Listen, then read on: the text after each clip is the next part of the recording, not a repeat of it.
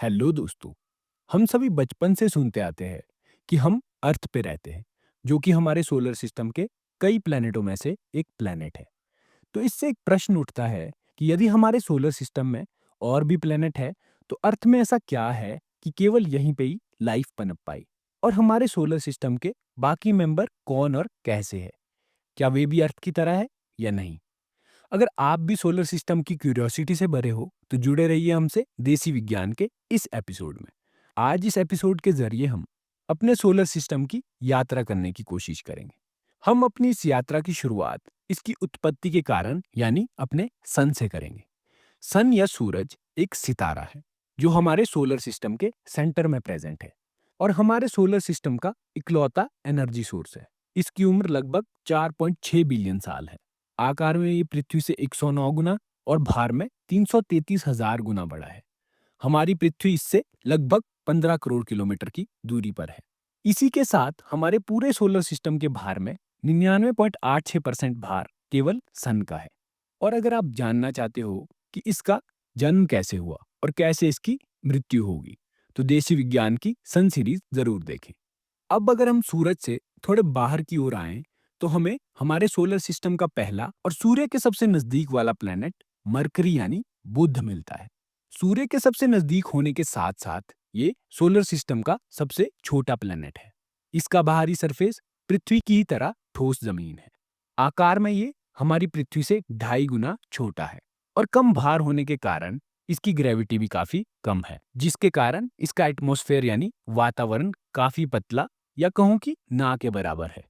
और वातावरण के काफी पतला होने के कारण ये सूरज से आती हीट को रिटेन नहीं कर पाता, जिसके कारण दिन में तो यहाँ टेम्परेचर 430 डिग्री तक चला जाता है, पर रात को वही गिर के -180 डिग्री पर चला जाता है।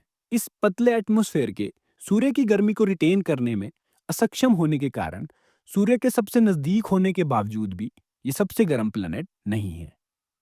इसके बाहर सूर्य से दूसरे नंबर पे प्रेजेंट प्लेनेट का नाम है वीनस यानी शुक्र। इसका आकार लगभग पृथ्वी के आकार के ही बराबर है। इसी कारण से इसे पृथ्वी का जुड़वा ग्रह भी कहा जाता है। इसकी सतह ठोस जमीन है।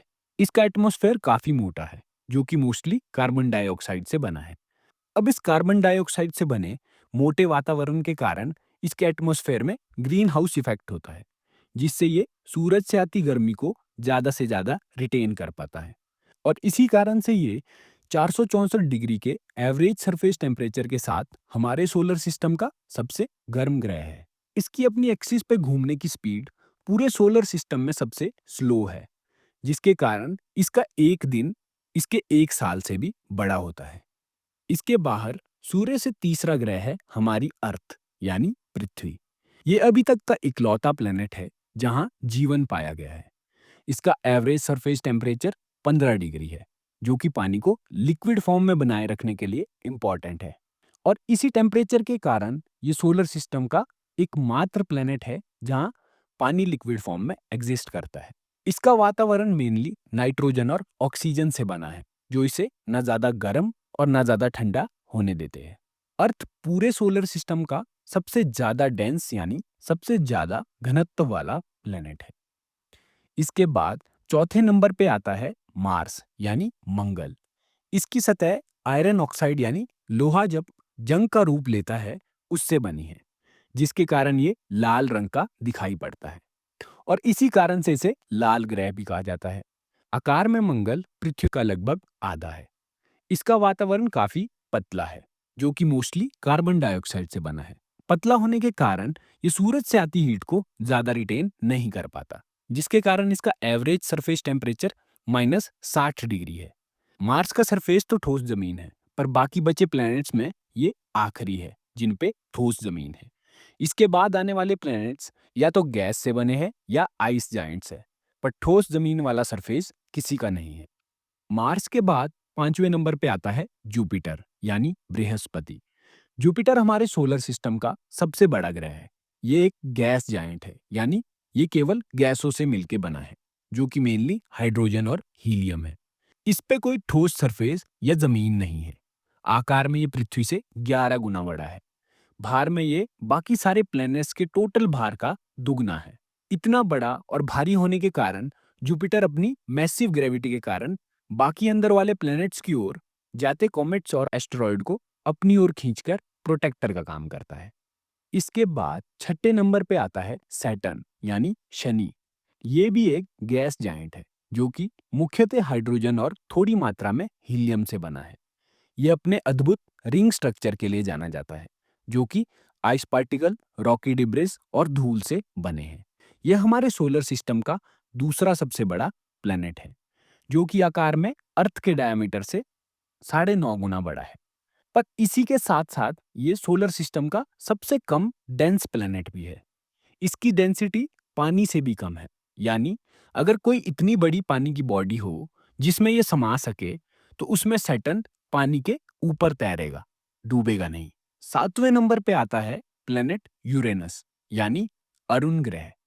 ये एक आइस जाइंट है, यानी इस पर कोई भी ठोस सरफेस नहीं होता। इसमें चीजें लिक्विड और आइसी टेक्सचर में होती है। ये मोस्टली हाइड्रोजन, हीलियम और मीथेन से बना है।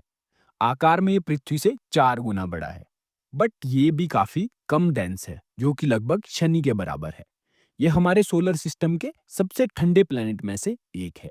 इसका एवरेज टेम्परेचर लगभग -224 डिग्रीज रहता है। ये अपनी एक्सिस पे 98 डिग्री टिल्टेड है, जिसके कारण ये अपने ऑर्बिटल प्लेन से परपेंडिकुलर रोटेट करता है और इसी के कारण इसके एक पोल पे 42 साल तक के लिए रोशनी और रात रहती है। अब 8वां और हमारे सोलर सिस्टम का लास्ट प्लैनेट है नेपच्यून यानी वरुण ग्रह। ये भी एक आइस जाइंट है और ये भी हाइड्रोजन, हीलियम और मीथेन से ही बना है। आकार में ये भी लगभग अर्थ के 4 गुना है। इसका रंग नीला है जो कि इसमें प्रेजेंट मीथेन के कारण है। ये जितने भी जायंट्स हैं, इन सभी ग्रहों का एक रिंग सिस्टम होता है, बट इन सभी में सबसे डोमिनेंट रिंग सिस्टम सैटर्न का है। इसलिए हमने इस वीडियो में केवल उसे ही कवर किया। तो ये थे हमारे सोलर सिस्टम के प्लैनेट्स और इनकी कुछ विशेषताएं, जिनसे आपको कुछ हद तक आइडिया लग गया होगा कि केवल क्यों पृथ्वी पे ही जीवन संभव हो पाया। नेक्स्ट एपिसोड में हम जानेंगे कि प्लूटो को क्यों प्लैनेट्स की कैटेगरी से हटाया गया और कितने प्लैनेट्स हमारे सोलर सिस्टम में ऐसे हैं जिन पर अभी भी लाइफ पनप सकती है। अगर आपको देसी विज्ञान के इस एपिसोड में कुछ भी नया सीखने को मिला तो जरूर सब्सक्राइब करें आपका अपना यूट्यूब चैनल देसी विज्ञान। धन्यवाद।